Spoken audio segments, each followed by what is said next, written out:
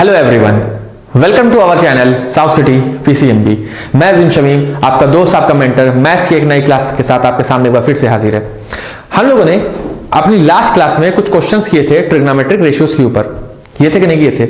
उसमें लगभग लास्ट जो क्लास आई थी और उससे पहले की जो क्लास आई थी, उन दोनों में हम लोगों ने क्वेश्चंस किए थे, जो कि हमको करना जरूरी है क्योंकि क्वेश्चन ही आने हैं एग्जाम में। हमको क्वेश्चन को ही करना है। कैसे करना है? कॉन्सेप्ट को समझ के। तो ट्रिग्नोमेट्रिक रेशियो क्या होते हैं, कैसे हम ट्रिग्नोमेट्रिक रेशियो को लिखते हैं, कैसे उसको फॉर्मूला से हम लोग निकालते हैं, ये सब चीजें हमारी कंप्लीट हो चुकी हैं। जो आज का हमारा नया टॉपिक है वो है trigonometric ratio of complementary angles. तो कॉम्प्लीमेंट्री एंगल्स सबसे पहले क्या चीज होते हैं? कॉम्प्लीमेंट्री आप लोग को याद होगा, क्लास 9th में लाइंस एंड एंगल्स में भी आया होगा, है ना। वहां पे क्या था कि जब दो एंगल्स को हम लोग ऐड करते हैं, क्या करते हैं? ऐड करते हैं, और उनका सम अगर 90 डिग्री आता है, कितना आता है? 90 डिग्री आता है, तो उस तरह के एंगल्स को हम लोग बोलते हैं कॉम्प्लीमेंट्री एंगल्स या कॉम्प्लीमेंट्री पेयर बोलते हैं। और ये हमेशा पेयर में होते हैं, मतलब कभी भी इकलौता एक एंगल कॉम्प्लीमेंट्री नहीं कहलाएगा। जब दो एंगल होंगे और उनके बीच को जोड़ा जाएगा तभी क्या कहा जाएगा? कॉम्प्लीमेंट्री है। तो यहां पे हमको कॉम्प्लीमेंट्री एंगल्स देखना है ट्रिग्नोमेट्री का। देखिए यहां पे मैंने 6 फॉर्मूले लिखे हैं कि sin 90 minus theta is equal to cos theta, cos 90 minus theta is equal to sin theta, tan 90 minus theta is equal to cot theta, cot 90 minus theta is equal to tan theta, sec 90 minus theta cosec theta, cosec 90 minus theta cosec theta। तो यहाँ मैंने 6 फॉर्मूले लिखे हैं और यही 6 फॉर्मूले क्या हैं? यही है complementary angles of trigonometric ratios. अब ये आए कैसे? सवाल ये उठता है कि इसको तो याद हो जाएगा और आप में से ज्यादातर लोग को याद भी होगा, लेकिन सवाल ये उठता है कि आए कैसे। देखिए, अगर मैं एक ट्रायंगल बनाऊं, एक कौन सा ट्रायंगल? Right angle triangle. क्यों राइट एंगल ट्रायंगल बनाया? क्योंकि जो ट्रिग्नोमेट्री होती है हमारी वो राइट एंगल ट्रायंगल पे ही एप्लीकेबल होती है। हमने नाम दे दिया इसको ए बी सी। ये हमारा है 90 डिग्री, ये एंगल है थीटा। ये क्या है? Angle theta. तो अगर हम लिखना चाहें कि angle A plus angle B plus angle C, तो हम लिख सकते हैं ना, क्यों? कितना आएगा? 180 डिग्री। क्यों? ये है angle sum property of a triangle. तो angle sum property of a triangle क्या कहती है कि जब हम तीनों एंगल को जोड़ते हैं तो कितना आता है? 180 आता है। ठीक, फिर यहां से हम कह सकते हैं कि angle A plus 90 degree plus angle C is equal to 180 degree. ठीक, तो angle A plus angle C is equal to 90 degree.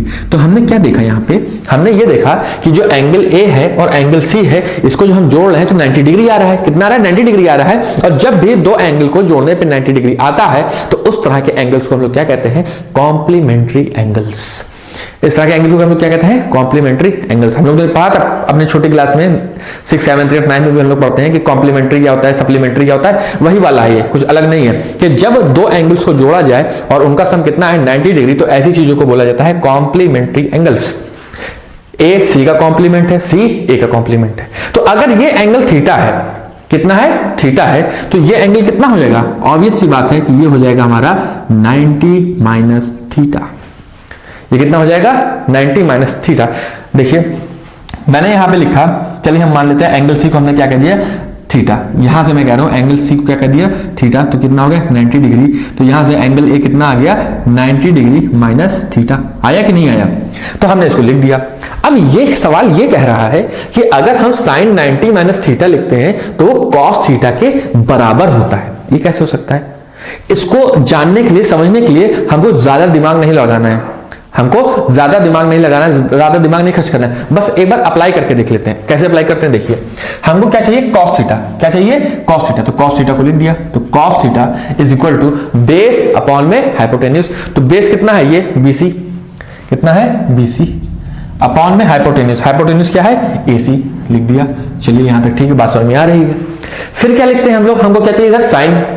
तो साइन 90 माइनस थीटा अगर हम लोग निकालेंगे, कौन सा एंगल लिया हमने यहाँ पे? 90 माइनस थीटा। तो 90 माइनस थीटा तो ये है ना। तो अगर ये हमारा 90 माइनस थीटा है तो अब हमारा परपेंडिकुलर क्या हो जाएगा? ये हो जाएगा ना। अब परपेंडिकुलर क्या हो जाएगा? ये हो जाएगा। तो हम लोग जानते हैं कि साइन थीटा की वैल्यू क्या होती है? साइन थीटा होता है, साइन की वैल्यू होती है परपेंडिकुलर अपॉन में हाइपोटेन्यूज। तो परपेंडिकुलर कितना है? फिर से बीसी, और परपेंडिकुलर और हाइपोटेन्यूज कितना है? एसी। तो देखिए यहां पे हुआ क्या कि जो साइन थीटा की वैल्यू आई थी और जो साइन 90 माइनस थीटा की वैल्यू आई थी वो दोनों सेम आई। वो क्या आई? वो दोनों सेम आई। इसीलिए हम कहते हैं कि sin 90 minus theta is equal to cos theta होता है। इसीलिए आप चाहे तो हर एंगल पे ये चीज अप्लाई करके देख सकते हैं। ये चीज आप अप्लाई करके देख लीजिए, चाहे कॉस थीटा निकालिए, साइन थीटा निकालिए, ये सेम आएगा आंसर। आंसर क्या आएगा? सेम आएगा। इसलिए हम लोग इस चीज को लिखते हैं। जैसे कॉम्प्लीमेंट्री कहा मैंने, क्या है ये दोनों? कॉम्प्लीमेंट्री एंगल्स हैं।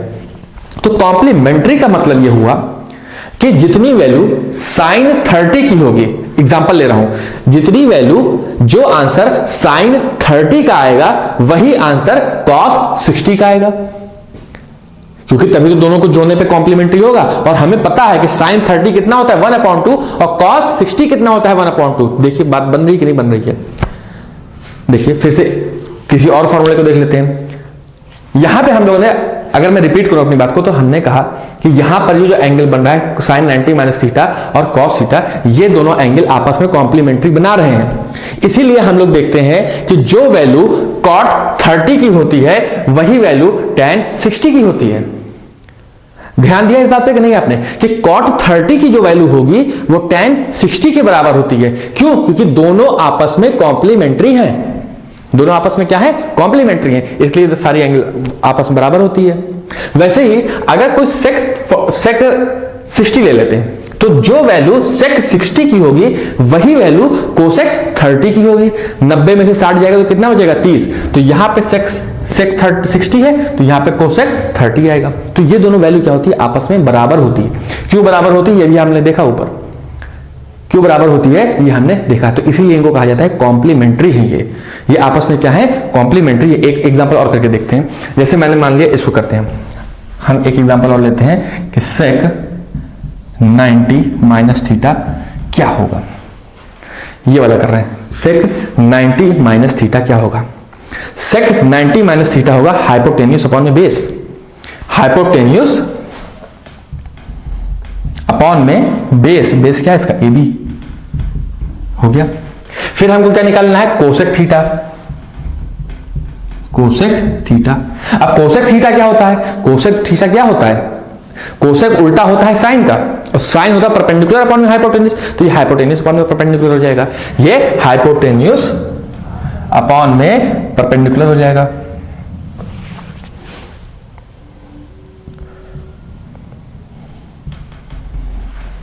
सॉरी, ये सेक वाला उल्टा लिख दिया मैंने। सेक क्या होता है? कॉस। तो कॉस क्या होता है? बेस अपॉन में हाइपोटेन्यूस। कॉस क्या होता है? बेस अपॉन में हाइपोटेन्यूस। तो ये क्या हो जाएगा? हाइपोटेन्यूस अपॉन में बेस। तो हाइपोटेन्यूस अपॉन में बेस, ये तो सही लिखा है। फिर ये क्या है? कोसेक। कोसेक क्या होता है?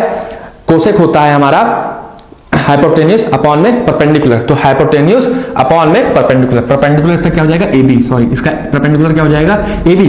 क्यों AB होगा? क्योंकि यहां पे हमको अब ये वाला थीटा लेना, तो इसके लिए परपेंडिकुलर क्या हो जाएगा? ये है ना। अगर हम थीटा इसको लेंगे तो इसके लिए परपेंडिकुलर क्या हो जाएगा? ये वाला हो जाएगा। तो इसलिए कोसेक थीटा क्या हो गया? AC अपॉन में AB। तो यहां पे हमने ये देखा कि फिर से वैल्यूज जो हैं वो हमारी सेम आ रही हैं। तो इसीलिए हम लोग कहते हैं कि कोसेक 90 माइनस थीटा जो है वो कोसेक थीटा के बराबर होता है। बस इतना सा हमको याद रखना है। देखिए ये चीज तो आने वाली नहीं एग्जाम में कि हमको प्रूफ करके दिखाइए कि दोनों बराबर है, लेकिन एग्जाम में आने वाला क्या है?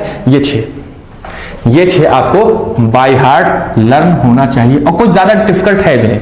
साइन का उल्टा कॉस, कॉट का टैन, सेक का कोसेक, बस एक बार इसको याद कर लिए हो जाता है काम अपना।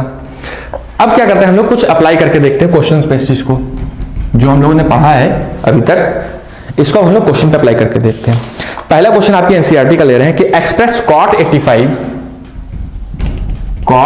85 degree plus cos 75 in terms of trigonometric ratio, in terms of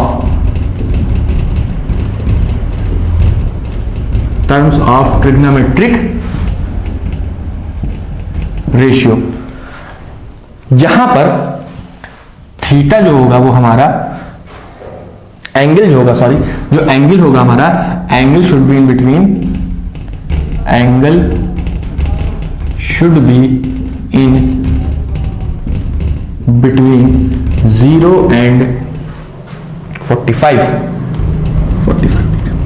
देखिए क्या कहा गया कि हमारे पास क्वेश्चन में दिया गया है cot 85 प्लस cos 75 को एक्सप्रेस करना है। एक्सप्रेस, क्वेश्चन सुनिए फिर से, बुक का है आपकी, express cos 85 plus cos 75 in terms of trigonometric ratio, जहां पर एंगल्स क्या होने चाहिए, जो एंगल आएंगे यहां पर वो 0 से 45 के बीच में होने चाहिए।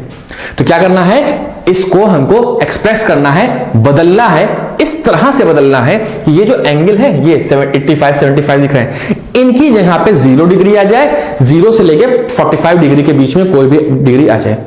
क्वेश्चन समझे कि नहीं समझे? फिर से क्वेश्चन सुनिए, एक्सप्लेन कर रहा हूं मैं। कह रहे हैं कि express cot 85 plus cos 75 in terms of trigonometric ratio, हमको cot 85 और cos 75 को इस तरह से बदलना है कि ये जो डिग्री लिखी है 85 और 75 ये घट कर 0 से 45 के बीच में कोई भी आ जाए। चलिए ठीक है, करके देखते हैं। हमने लिखा cot 85 degree plus cos 75 degree, इसको क्या लिख सकते हैं? अब ये बताइए cot को हम लोग क्या लिख सकते हैं? cot को क्या लिख सकते हैं? देखिए हम इसको लिख सकते हैं cot 90 माइनस 5 डिग्री, लिख सकते हैं कि नहीं लिख सकते? देखिए 90 में से 5 जाएगा तो 85 आएगा, तो cot 85 हो गया। इसको इस तरह से हम लोग लिख सकते हैं। ठीक, वैसे ही प्लस cos को कैसे लिख सकते हैं? cos को हम लिख सकते हैं cos 90 माइनस 25, लिख सकते हैं कि नहीं लिख सकते हैं? देखिए 90 में से 15, 90 माइनस 15, तो 90 में से 15 जाएगा तो फिर से 75 बचेगा। तो हम cot को इस तरह से लिख सकते हैं, cos 75 को इस तरह से लिख सकते हैं, है ना? इतनी बात समझ में आई। फिर क्या हुआ कि हमने अभी पढ़ा है कि cot 90 minus theta, cot 90 minus theta होता है tan थीटा। ये देखिए यहां पे लिखा है cot 90 माइनस थीटा होता है tan थीटा, तो यहां पे हम लिख सकते हैं tan 5 प्लस यहां पे हम लिख सकते हैं sin थीटा, यहां पे क्या लिख सकते हैं sin 15 डिग्री। यही हमारा क्या हो गया आंसर। अब देखिए यहां पर जो थीटा हम लोगों ने लिखा है, जो एंगल लिखा है वो है 5 और 15, जो कि 0 45 के बीच में आ रहा है, जो कि 0 और 45 के बीच में आ रहा है। इस तरह का क्वेश्चन आपके एग्जाम में पहले आ चुका है, पीवाईक्यूज का ही है और बुक का भी है। ठीक, ऐसे ही मिलता जुलता क्वेश्चन एक और है, एक और ऐसे एक क्वेश्चन और करते हैं, इसी से मिलता जुलता क्वेश्चन है। इसमें कहा गया है कि एक्सप्रेस, क्या करिए, एक्सप्रेस कोसेक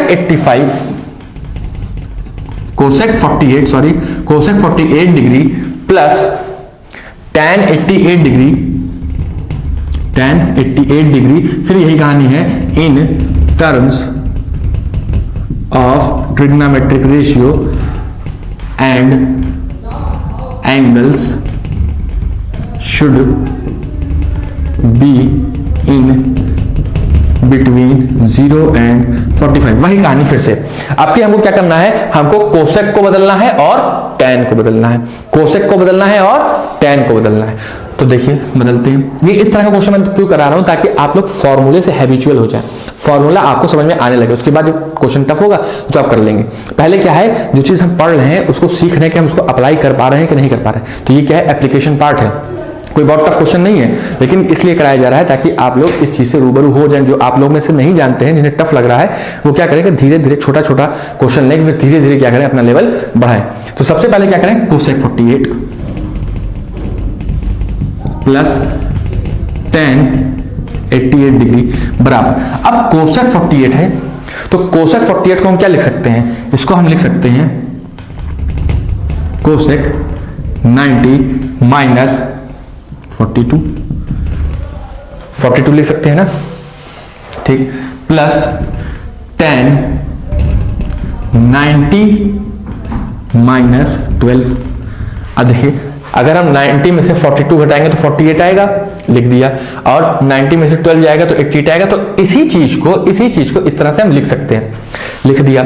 उसके बाद क्या हुआ कि cosec 90 minus theta, cosec 90 minus theta क्या होता है, सेक थीटा, तो ये क्या होगा सेक 42 degree plus tan 90 minus theta, tan 90 minus theta, इसको क्या लिख सकते हैं हम लोग, cot थीटा। तो यही हमारा आंसर हो गया, यही हमारा आंसर हो गया। तो यहां पे हम लोगों ने क्या देखा कि हम लोगों ने अपने एंगल्स को कैसे बदल दिया 0 से 45 के बीच में। बहुत आसान क्वेश्चन है, लेकिन यकीन मानिए इस तरह का क्वेश्चन आपके पेपर में पहले आ चुका है। ठीक है, इस तरह का क्वेश्चन पहले आपके पेपर में आ चुका है। अब अगला क्वेश्चन है, इसको सिंप्लीफाई करना है। क्या करना है, अब हमको सिंप्लीफाई करना है। सिंप्लीफाई किसको करना है, tan 15 degree divided by cot 75 plus sin 25 divided by cos 65, cos 65। ये हमको इसको सिंप्लीफाई करना है। तो कैसे करें, देखिए सिंप्लीफाई का मतलब ये हुआ कि यहां पे कुछ हमको इस तरह से बदलना है कि प्लस माइनस हो जाए या घट घटा जाए, जोड़ जाए, कुछ इस तरह से होता है सिंप्लीफाई का मतलब। तो tan 15 को क्या हम cot 75 की तरह लिख सकते हैं, सोचिए मन में, क्योंकि अगर इसको ऊपर वाले को न्यूमरेटर को अगर हम cot 75 कर दें तो कट जाएगा नीचे वाला, हमारे पास आंसर आ जाएगा 1। तो क्या इसको लिखा जा सकता है, सोचिए। तो हम इसको लिख सकते हैं कि tan 90 minus 75 divided by cot 75, इसको लिख सकते हैं। देखिए 90 माइनस 75 फिर से 15 आ जाएगा, तो हमने इस चीज को ऐसे लिख दिया। प्लस क्या किया, प्लस। अब इसको बताइए कि sin 90 माइनस 65 लिखा जा सकता है, बिल्कुल लिखा जा सकता है। और नीचे है क्या, cos 65, नीचे क्या है cos 65, हम लिख सकते हैं, बिल्कुल लिख सकते हैं। अब ये देखिए फिर से क्या बना, हमारे पास फिर से फॉर्मूला बना, trigonometric ratio of complementary angles पढ़ लें, उसी का फॉर्मूला फिर से बना। तो यहाँ पे क्या लिख सकते हैं हम, tan 90 minus theta is equal to cot theta divided by cot theta, होगा कि नहीं होगा, plus sin 90 minus theta is equal to cos theta divided by cos theta. कट गया कट गया कट गया कट गया, तो बचा क्या, 1 plus 1 is equal to 2, 1 plus 1 is equal to 2। तो ये हमारा आंसर हो गया, ये हमारा आंसर हो गया। अब हम लोग को कुछ और भी अच्छे अच्छे क्वेश्चन इस एक्सरसाइज के करने हैं। चलिए मैं इसको इरेज करता हूं और दूसरा क्वेश्चन लिखता हूं जब तक।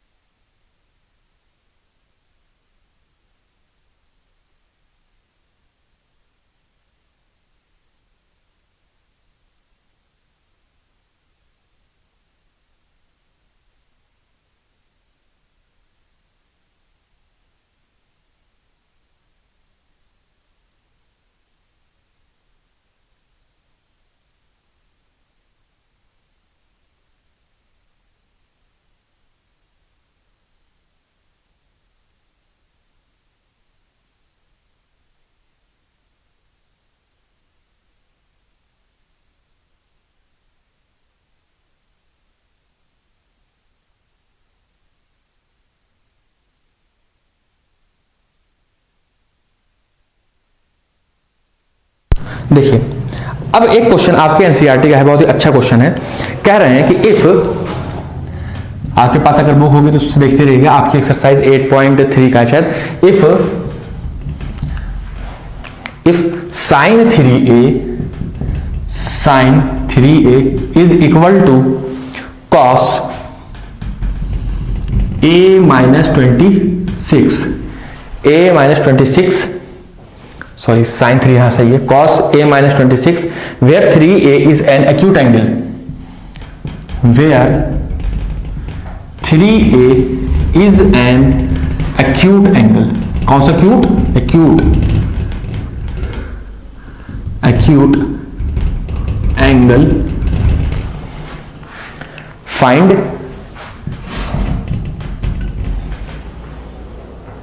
the value of a, find the value of A. हमसे कहा गया कि sin 3a is equal to cos a minus 26 है, where 3a is an acute angle, जहां पे ये कहा गया कि 3a जो भी वैल्यू आएगी ना ये एक्यूट एंगल होगी। तो ये बताइए कि a की वैल्यू क्या होगी। अब देखिए यहां पे लिखा है sin 3a is equal to cos a minus 26, इसको पहले हम लिख लेते हैं, लिखा हमने sin 3a is equal to cos a minus 26, क्या लिखा, cos a माइनस 26, इसको लिख दिया। फिर हम क्या, आप ही बताइए इस चीज को मैं क्या लिख रहा हूं, आप लोग देखिएगा इस चीज को हम लोग क्या लिख सकते हैं, cos 90 minus 3a is equal to cos a minus 26, क्या इसको ऐसे हम लिख सकते हैं। बिल्कुल लिख सकते हैं। क्यों? क्योंकि cos 90 minus theta equal to क्या होता है? Sine theta. तो इस चीज को हम ऐसे लिख सकते हैं, इसमें कोई गलत बात नहीं है, इसमें कोई हर्ज नहीं है। इस साइन 3a को हम cos 90 माइनस 3a लिख सकते हैं, इसमें कोई गलत बात नहीं है। ठीक, तो अब क्या करें? वही पुरानी आदत जो हम लोग की चली आ रही है, कंपेयर करना। क्या करना है? कंपेयर करना है। तो जो हमने कंपेयर किया दूरबीन लगा के, तो हमने देखा कि cos cos है, क्या है? cos है, cos है, कैंसिल हो गया। तो बचा क्या? 90 minus 3a is equal to a minus 26, है कि नहीं? सो चलिए कांस्टेंट को एक तरफ ले आते हैं। तो 90 प्लस 26 इज इक्वल टू, इसको उधर ले जाएंगे तो a प्लस 3a, तो ये कितना हो जाएगा? 116 116 बराबर 4a is equal to 4a। तो यहां से a की वैल्यू कितनी आ जाएगी? 116 डिवाइडेड बाई 4, 4 1 जा 4 2 जा 8, 3 जाएगा 4 9 जा, तो a की वैल्यू कितनी आ गई? 29। तो क्या a एक्यूट है? बिल्कुल है। तो यहां से हमको क्या करना था कि a की वैल्यू को फाइंड करना था कॉम्प्लीमेंट्री एंगल का इस्तेमाल करके। ठीक है, तो आज की क्लास को हम यहीं पे रखते हैं, और अगली क्लास में भी हम लोग 3 से 4 क्वेश्चन और करेंगे इसके ऊपर। उसके बाद ये टॉपिक हमारा पूरी तरह से कंप्लीट हो जाएगा। तो हमारा क्लास देखने के लिए आप सभी का एक बार फिर से बहुत बहुत धन्यवाद।